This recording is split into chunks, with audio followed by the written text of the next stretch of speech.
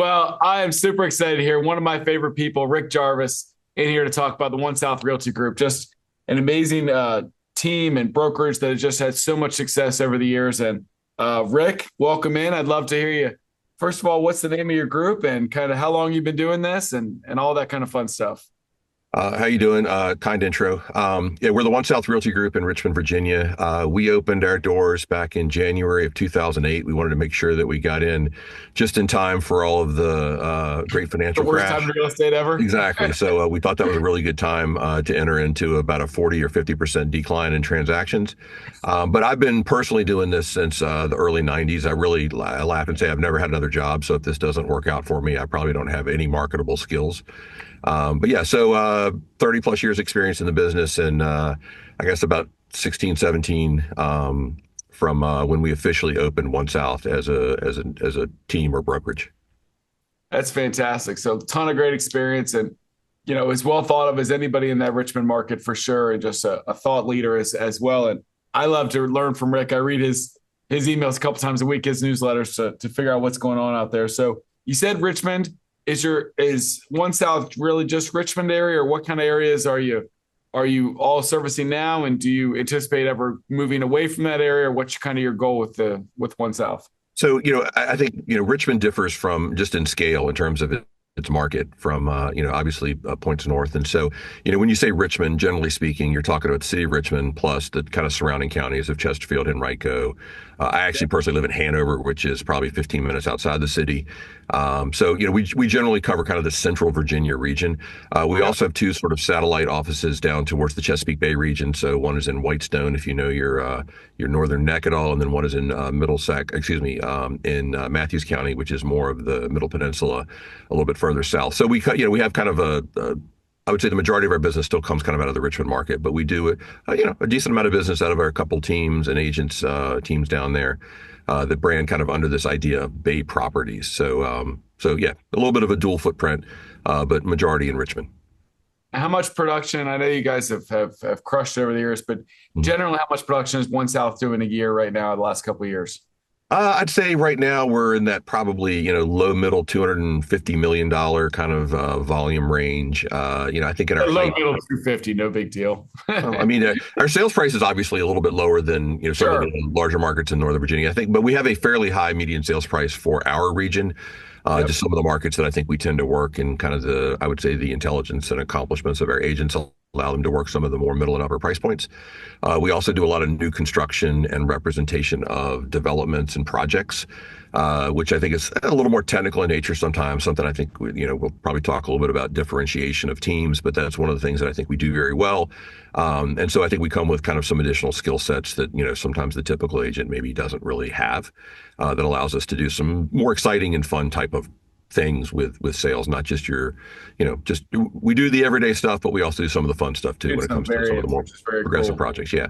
So you recently moved obviously from full brokerage into hmm kind of the team concept, but running your own thing within Samson. hmm Um, what some of the goals for first of all, how many people are on One South right now? hmm And what do you see that vision? Because a lot of why you made that transformation was really so you could pour back into the agents and not worry hmm about the level of having to run a brokerage as opposed to focusing on your people that you want to serve in One South better and being a better hmm leader to them. What do you see as your current goals and future goals as to what you want to do with One South? Yeah, I think the first question, part of that question was, how large are you guys? I think we're probably 60, 70 agents right now. But they're mostly independent operators. I think, when you use the word team, a lot of times it brings to mind, an individual with, the team is named after them or, something along those lines. And I think really at the end of the day, we still operate probably more like an independent, like a brokerage more than a team. Sure. Although I think the concept of team in this new world probably looks a little bit more like what we're doing, and I Yep. think there's a movement towards that. As far as kind of the migration from being independent onto the Samson platform, just scale matters so much right now, and we were spending so much of our time and effort and energies in just the daily management of business. And that's really freed us up to kind of repurpose that time and that capital or whatever back into being able to really help agents progress and grow and learn and attack new markets and all that kind of stuff. And so you've given us more tools than we could ever afford on our own. And I think also that kind of freeing up of time has allowed us to allocate it back into growth. And in a market that's as rapidly changing as the one that we have right now, information is key, and being able to communicate to people, that what you see maybe on a national level is not happening here and why. And so, I think a lot of our efforts recently, and, you've referenced it a couple of times, a lot of newsletters and a lot of things like that, just to make sure that people are informed and able to combat the general, perceptions of what the market is saying, simply because they read one article or saw something on a national or a newspaper Yeah. level that just doesn't make a lot of sense. So anyway, it's information as much as anything Misinformation right now. about, yeah, the misinformation about the real estate market out there is strong, Huge. right? They read Hmm. one headline and they've changed their whole scope, but you do a fantastic job of making sure that everybody stays informed over all the things that have been going on in this industry the last 12 to 18 months, Hmm. but then also what's going on in the market, consistently when we're not dealing with Correct. lawsuits, changes and patterns and all those types of things. Yep. Do you want to get bigger? Do you like the 60 to 70 size? Kind of what are you thinking there? I think that the answer is you want to get bigger. I think if you don't grow, you're going backwards for the most part. And so I think that absolutely growth is a part of this. But I think growth for growth's sake is not. Sure. We have, we always have a seat for someone who is, who kind of meets the requirements of what we're looking for. And so, if just to throw numbers at a wall, I'm not interested in that. We've tried to do that before, and it just never really seems to work out. Like like the spreadsheet says one thing, but the real life says something else. Yeah. So as long as we've got quality people who are looking for the same things that we are and identify with the things that we hold dear, we've always got a seat or a place for that individual. Yeah, and I think that was really important in our conversations. It was making sure that the people that you wanted to be were the people that you wanted to work with. It's not Hmm. just about numbers; it's about finding those right Correct. people. So that kind of dovetails into, okay, if people are interested in One South, it's Mhm. what kind of mindset is important there, and part time, full time, experience new. What's kind of your goal as to if people were going to join One South, what are you open to and not really so much open to? Yeah, I think there's absolutely some characteristics that we look for. I'll give you kind of the abbreviated version. I think the first one is, and this is huge for us, it's this idea of kind of pride and workmanship, but without ego. I think there's a tendency for a lot of people to be attracted to this business that have really big egos, and that's just not us. That kind of polices the culture here a little bit, by keeping the big egos out. I think secondarily, which kind of follows up with the first one, which is the idea of kind of intellectual curiosity, right? Like you have to want to learn. We use the term autodidact, but we had to look up what that meant, and it meant self-taught when someone described us as, I'm googling it over here. exactly like, which is kind of ironic. But yeah, that kind of idea of like, look, we're trying to be learners and understanders. So the minute that you stop growing from a learning perspective, I think you're kind of on your way out. There's also a certain level of fearlessness that you have to have. Like you kind of have to be able to walk into an uncertain situation and offer advice. And I think if you don't have some confidence, again, not bleeding into the ego space, but being a little bit fearless is something that we also look for. Emotionally aware, walking in and not being able to read a room doesn't work. So you've got to have a sense of how people operate and the ability to kind of, meld with what they need from you on a personality standpoint in order to be successful. And then I think this last thing is this idea of kind of willing collaboration, right? Like we're all individuals, but at the same time, there's a goal here. And I think the people that want to kind of, take their ball and go home, it doesn't really work in our environment. You have to be willing to open up what you know and say and be able to share. I'm not saying that you have to share your business, but you absolutely have to share your knowledge because the kind of the rising tide of knowledge lifts all boats, I think is Yeah, probably a butchered way of saying that. But you nailed it. You did a yeah, lot better than so I would.